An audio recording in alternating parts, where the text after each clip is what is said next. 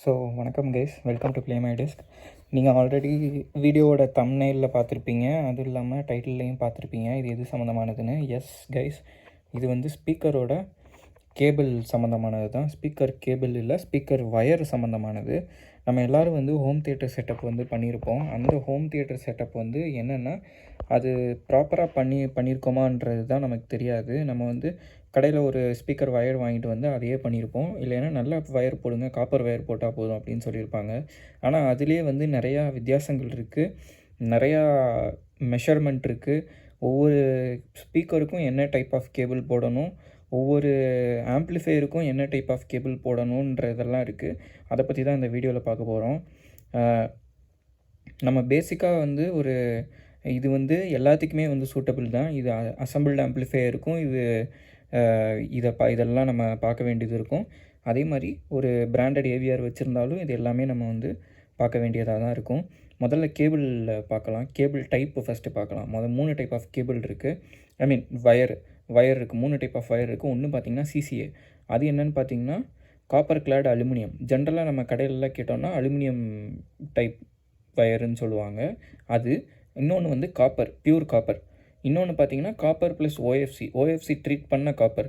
அது என்னென்னா oxygen free கேபிள்னு சொல்லுவாங்க. அது வந்து துரு ஏறாது, அதே மாதிரி உங்களுக்கு ஈஸியாக வந்து போகாது. அது கொரோஷன் அதெல்லாம் ஆகாது, அரிக்கிறது அந்த மாதிரிலாம் எதுவும் ஆகாது. ஒரு 5 வருஷம்னாலும் அது பாட்டுக்கு அப்படியே இருக்குன்ற மாதிரி வச்சுக்கோங்களேன். லாங் ரன் வேணும், ரொம்ப நாள் யூஸ் பண்ணணுன்னா காப்பர் ப்ளஸ் ஓஎஃப்சி போகிறது நல்லது. இல்லை எனக்கு வந்து காப்பர் கேபிளே கிடைக்கல, வந்து இந்த மாதிரி அலுமினியம் கேபிள் மட்டும்தான் எனக்கு கிடைக்கிது அப்படின்னா நீங்கள் அலுமினியம் கேபிள் போகலாம். எப்போ போகலாம், எந்த மாதிரி அதை சூஸ் பண்ணணுன்றத அதையும் நான் சொல்கிறேன். ஆனால் அலுமினியம் கேபிளோட லைஃப் வந்து காப்பர் கேபிள் லைஃப் மாதிரி இருக்காது. இது வந்து ஒரு இன்ஃபர்மேஷனாக சொல்கிறேன். ஆனால் அலுமினியம் கேபிள் நீங்கள் சூஸ் பண்ணாதீங்க. கண்டிப்பான முறையில் காப்பர் கேபிள் மட்டுமே சூஸ் பண்ணுங்கள். காப்பரும் ஓஎஃப்சியும், அதாவது ஆக்சிஜன் ஃப்ரீ கேபிளுக்கு போயிட்டிங்கன்னா ரொம்ப நல்லது.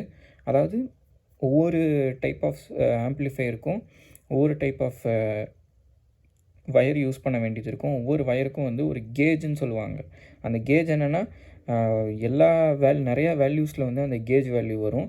கடைகளில் ஜென்ரலாக வச்சுருக்கிறது என்னென்னா 16 கேஜ் வச்சுருப்பாங்க. இல்லை வேறு கேஜ்லேயும் வந்து வயர் வச்சுருப்பாங்க. அது வந்து எந்தெந்த ஸ்பீக்கருக்கு எந்தெந்த கேஜ் யூஸ் பண்ணணும், எவ்வளோ டிஸ்டன்ஸுக்கு யூஸ் பண்ணணுன்றது ஒரு கணக்கு இருக்குது. அதை பற்றி தான் நான் வந்து இப்போ வந்து பேச போகிறேன்.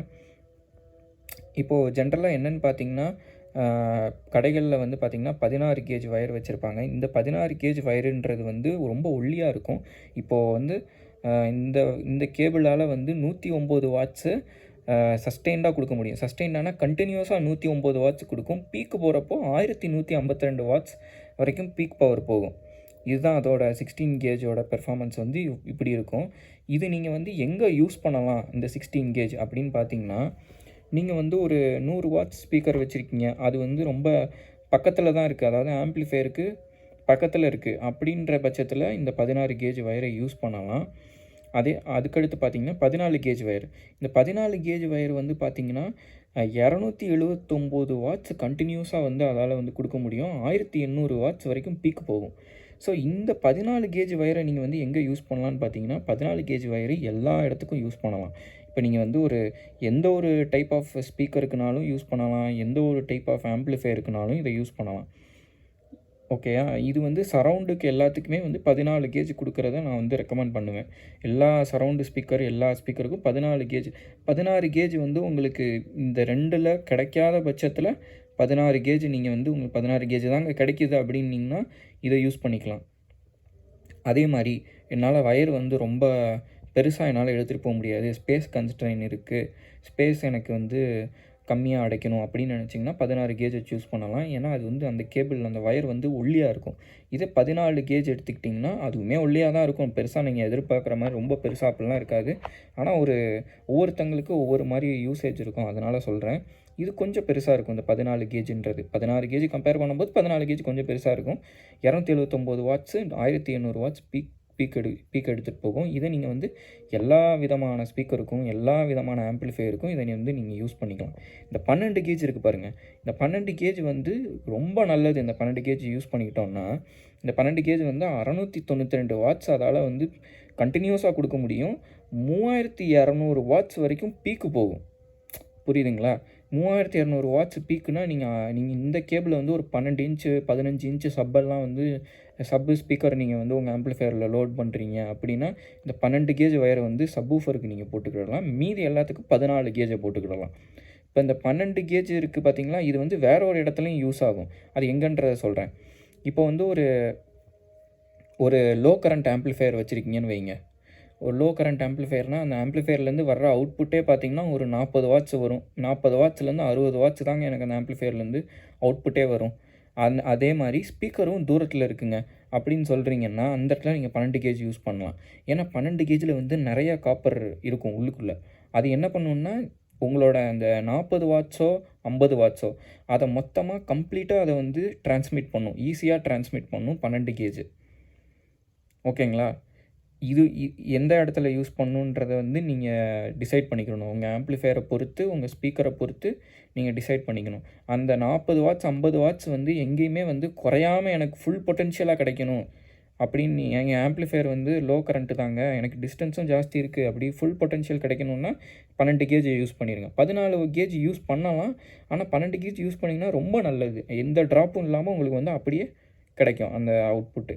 இந்த 14 கேஜ் வந்து எந்த இடத்துல யூஸ் பண்ணலான்னா ஒரு 50 அடி 70 அடி வரைக்கும் நீங்கள் வந்து யூஸ் பண்ணிக்கலாம். இப்போ உங்களோட ஆம்ப்ளிஃபையர்லேருந்து ஸ்பீக்கருக்கு 70 அடி டிஸ்டன்ஸ் இருக்குது அப்படின்னா அது வரைக்குமே நீங்கள் 14 கேஜ் யூஸ் பண்ணிக்கலாம். ஆனால் நான் வந்து 14 கேஜ் வந்து நான் வந்து அவ்வளோ டிஸ்டன்ஸ்க்கு ரெக்கமெண்ட் பண்ண மாட்டேன். நான் 12 கேஜ் தான் ரெக்கமெண்ட் பண்ணுவேன்.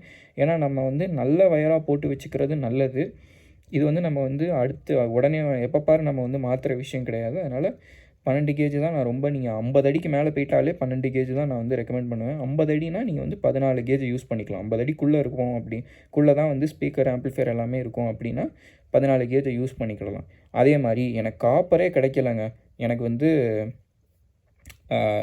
சிசிஏ அலுமினியம் வயர் தாங்க கிடைக்கிது அப்படின்னு சொன்னிங்கன்னா நீங்கள் இப்போ 12 கேஜ் யூஸ் பண்ணுற இடத்துல நீங்கள் 2 கேஜை குறைச்சிடணும். 10 கேஜ் இருக்கிற அலுமினியம் வயரை நீங்கள் வந்து யூஸ் பண்ணலாம். எதுக்கு? சப்வூஃபருக்கு. புரியுதுங்களா? நீங்கள் வந்து காப்பரை விட அலுமினியம் வந்து ரெசிஸ்டன்ஸ் வந்து ஜாஸ்தியாக இருக்கும். ஸோ அதனால் என்ன பண்ணணுன்னா, இப்போ நம்ம 14 யூஸ் பண்ணுறோன்னா அந்த இடத்துல 12 யூஸ் பண்ணணும். இப்போ 12 யூஸ் பண்ணுறோன்னா 10 யூஸ் பண்ணணும். 16 யூஸ் பண்ணுற இடத்துல 14 யூஸ் பண்ணணும். அதே மாதிரி ஒரு 2 காஜை கம்மி பண்ணி நீங்கள் வந்து யூஸ் பண்ணிக்கிட்டிங்கன்னா அலுமினியம்லேயும் நீங்கள் வந்து அதே பெர்ஃபார்மன்ஸ் எடுக்கலாம். இப்போ காப்பரில் என்ன பெர்ஃபார்மன்ஸ் வருமோ அதே பெர்ஃபார்மன்ஸ் அலுமினியம்லேயும் எடுக்கலாம். ஸோ இதுதான் இதோட விஷயம். இது உங்களுக்கு வந்து ஹெல்ப்ஃபுல்லாக இருக்கும்னு நினைக்கிறேன். அடுத்த தடவை நீங்கள் வந்து உங்கள் கேபிள் போட்டிங்கன்னா இந்த மாதிரி ப்ராப்பராக கொடுத்து பாருங்கள். உண்மையிலே நல்ல அவுட்புட் இருக்கும். உங்கள் ஸ்பீக்கர் வந்து நல்லா பெர்ஃபார்ம் பண்ணும். அதே மாதிரி இன்னொரு விஷயம் நான் என்ன சொல்ல வரேன்னா, ப்ளஸ்ஸு மைனஸை வந்து பார்த்து கொடுங்க. நிறையா பேர் வந்து ப்ளஸ்ஸு மைனஸை வந்து கரெக்டாக கொடுக்கறதில்ல. அதே மாதிரி ஆம்ப்ளிஃபையரு நீங்கள் இப்போது அசம்பிள்டு ஆம்ப்ளிஃபையர் வச்சுருக்கீங்க அப்படின்னா அசம்பிள்டு ஆம்ப்ளிஃபையர் வந்து அவங்க தான் ப்ளஸ்ஸு மைனஸை வந்து உள்ளுக்குள்ளே வந்து சால்ட்ரு பண்ணுவாங்க. அவங்கள கரெக்டாக ப்ளஸ்ஸு மைனஸ் சால்ட்ரு பண்ண சொல்லி கேளுங்க. அவங்க செய்கிறப்போ ப்ளஸ்ஸு மைனஸ் ப்ராப்பராக கொடுக்க சொல்லுங்கள். ஏன்னா அந்த போலாரிட்டி பொறுத்து எல்லாமே மாறும். ஒரு சீனுக்கு ஏற்றாப்புல அவங்க வந்து கொடுத்துருப்பாங்க. சீனுக்கு ஏற்றாப்புல வந்து அது மாறும். ஒரு இடத்துல மைனஸ்லேருந்து இது நெகட்டிவில் வரலாம், ஒரு இடத்துல பாசிட்டிவ். ஸோ அதனால் அதுக்கு பின்னாடி வேறு ஒரு விஷயம் இருக்குது. அதனால் போலாரிட்டி வந்து எப்போயுமே கரெக்டாக கொடுங்க, ப்ளஸ்ஸு மைனஸு. எஸ்பெஷலி சப்வூஃபருக்கு வந்து கரெக்டாக போலாரிட்டி பார்த்து கொடுங்க. ஏன்னா உங்களுக்கு போலாரிட்டியை தப்பாக கொடுத்தீங்கன்னா பேஸ் ஏதாவது ஒன்று கேன்சல் ஆகிறதுக்கு வாய்ப்பு இருக்குது. அதனால் நீங்கள் போலாரிட்டியை ப்ராப்பராக கொடுங்க. நல்ல வயர் யூஸ் பண்ணுங்கள், கரெக்டான போலாரிட்டியில் கொடுங்க.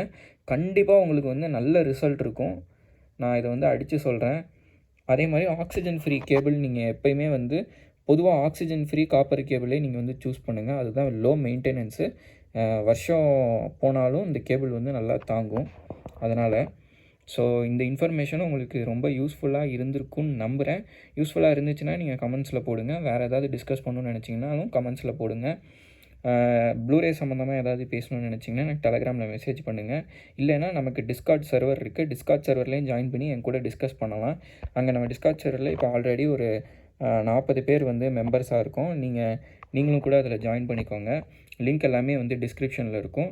அதை கிளிக் பண்ணி நீங்கள் ஒரு அக்கௌண்ட் க்ரியேட் பண்ணி டிஸ்கார்டில் ஈஸியாக ஜாயின் பண்ணிக்கலாம். இந்த வீடியோ உங்களுக்கு பிடிச்சிருக்கும்னு நினைக்கிறேன். தேங்க்ஸ் ஃபார் வாட்சிங். பை.